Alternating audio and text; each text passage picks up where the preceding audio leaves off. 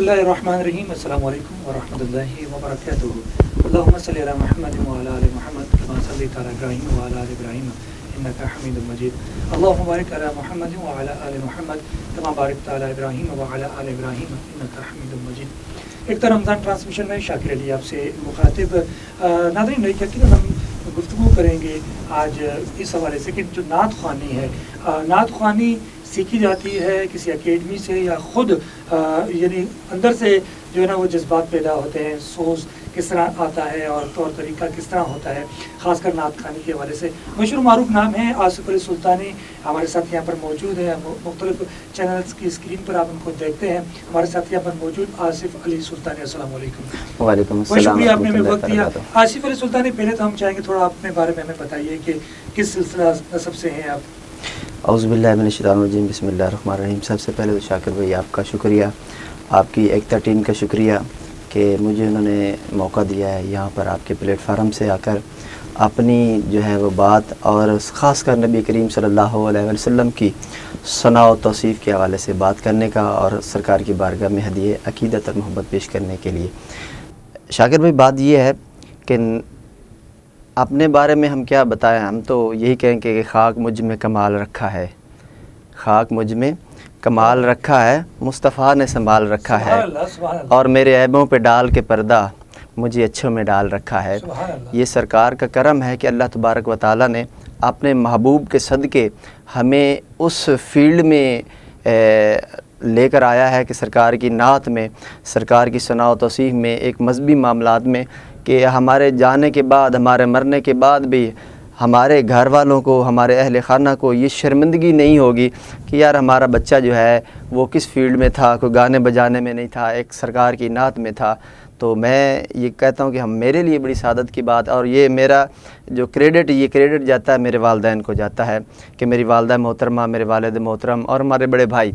उनके यानी कि तरबियत का ये असर है कि एक मजहबी मामलात में हम लगे हुए हैं, सरकार की नात भी पढ़ते हैं और बहुत सारी तकरीबात में जाकर नकाबत के फ़रज़ भी अंजाम देते हैं। और सबसे बड़ी सादत की बात मेरे लिए ये है कि जो मुझे निस्बत अता हुई है, वैसे तो तमाम निस्बतें जो हैं वो अल्लाह की बारगाह में मकबूल हैं, लेकिन जो मुझे निस्बत अता हुई है हज़ूर सुल्तानुल आरिफ़ीन बुरहानुल वासिलीन कुदवतुस सालिकीन फ़नाफ़ी ज़ात ऐन याहू हज़रत सखी सुल्तान बाहू के दर की मुझे ग़ुलामी अता फ़रमाई है। सुभान अल्लाह। अच्छा, हम चाहेंगे कोई इब्तिदा में कोई आप ऐसी हमें नात सुनाएं जो मशहूर कलाम हो और आप समझते हैं कि ये उसमें क्योंकि सोज हो, गदाज हो और जो सुनने वाले हैं वो उससे सीखें। जी बिल्कुल, ज़रूर। बड़ा मुमताज़ और मारूफ़ कलाम है, इंशाअल्लाह वो आपकी पेश करता हूँ। नबी का लब पे जो ज़िक्र है बे मिसाल आया, कमाल आया, जो हिजरे तैबा में याद बन के ख़याल आया, कमाल आया। तेरी दुआओं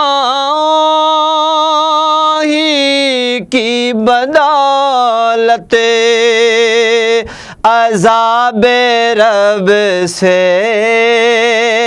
बचे हुए हैं। तेरी दुआओं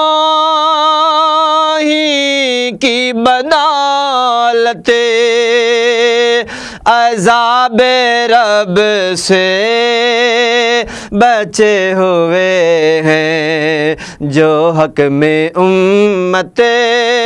के तेरे लब पर सवाल आया, कमाल आया, कि उम्र की जुर्रत पे जाऊं कुर्बान,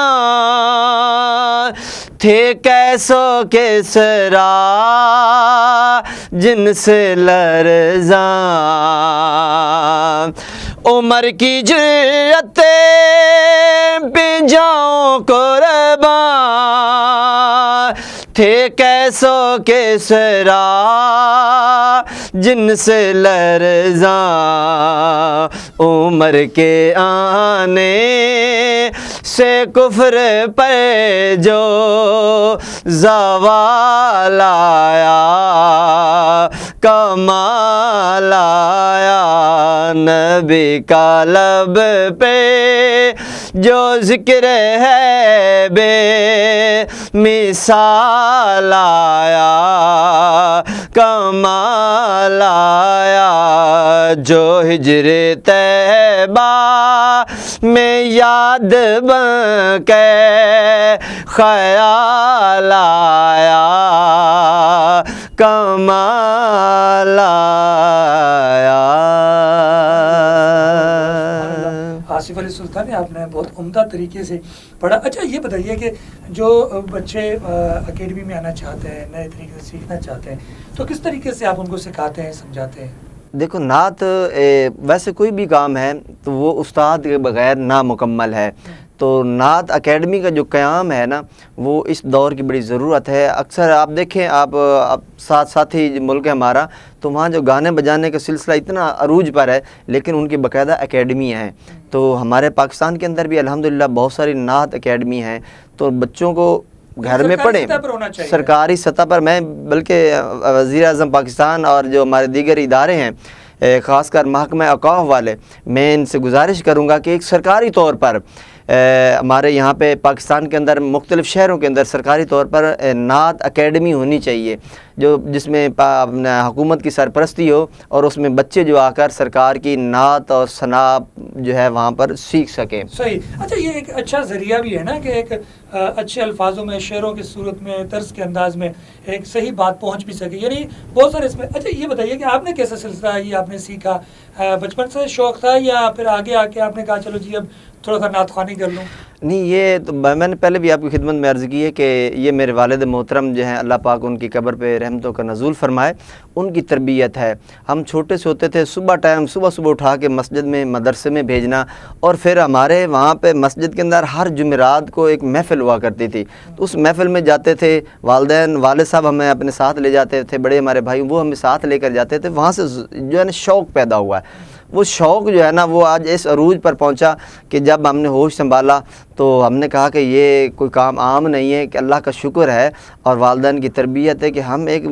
دین کی طرف راغب ہیں، تو اس کام کو پھر باقاعدہ کرنا چاہیے۔ تو پھر باقاعدہ میں نے کچھ ایسے اساتذہ کرام ہیں، ان سے باقاعدہ تو میں نے یعنی کہ اکیڈمی میں کوئی داخلہ نہیں لیا، لیکن ہمارے ایسے بہت سارے سینئر ثناخوان ہیں جن سے مختلف ٹپس لے کر آج اللہ تبارک و تعالیٰ کا اتنا کرم ہے کہ پاکستان بلکہ بیرون ممالک تک جو ہے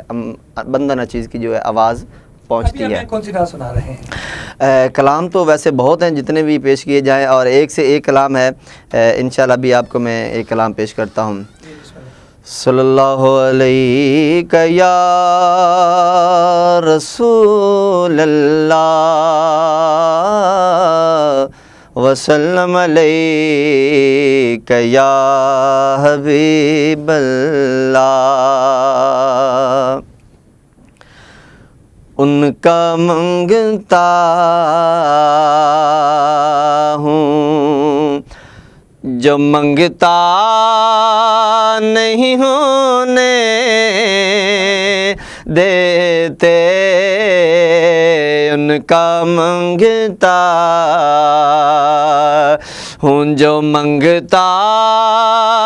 نہیں ہونے دیتے، میرے آقا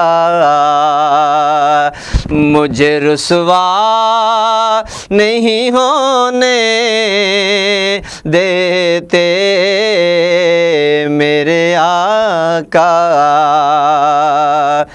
کہ میرے ہے عیب کی کہتے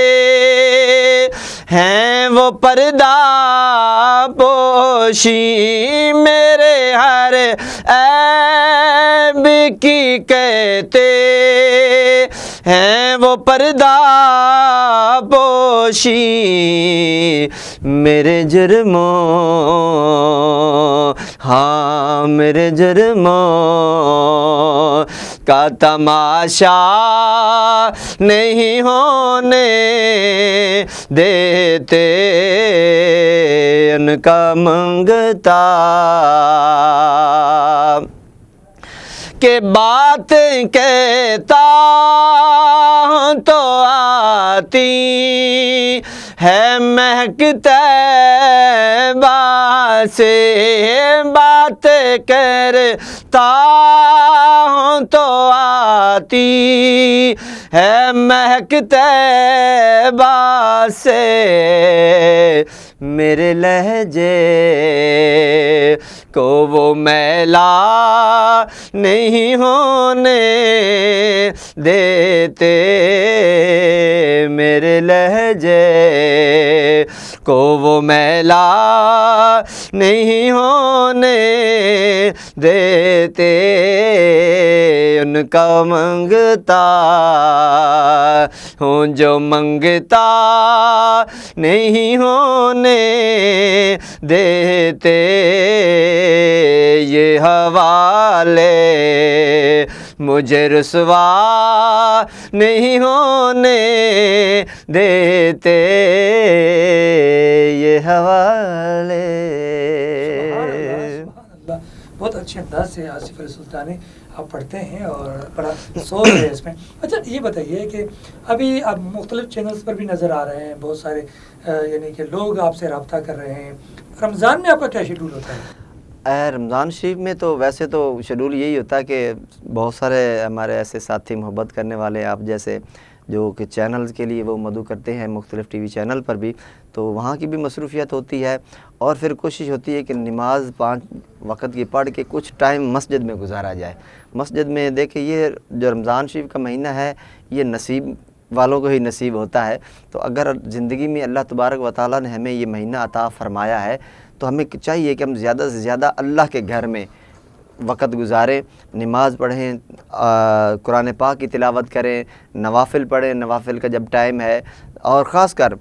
نبی پاک صلی اللہ علیہ وآلہ وسلم پر کثرت کے ساتھ درود شریف پڑھیں۔ میرے شیخ کامل حضور سلطان فیاض الحسن سروری قادری دامت برکاتہم قدسیہ یہ فرماتے ہیں، اگر کوئی شخص زندگی میں گنتی کر کے اگر 1,00,000 مرتبہ درود پاک پڑھ لے گا تو اس کو کم سے کم جو فائدہ ہے وہ یہ ہوگا کہ مرنے سے پہلے پہلے سرکار کی زیارت نصیب ہو جائے گی۔ سبحان اللہ، درود شریف کا تو پڑھنا تو افضل و اعلیٰ ہے۔ اچھا یہ بتائیے ساتھ ساتھ کہ اس وقت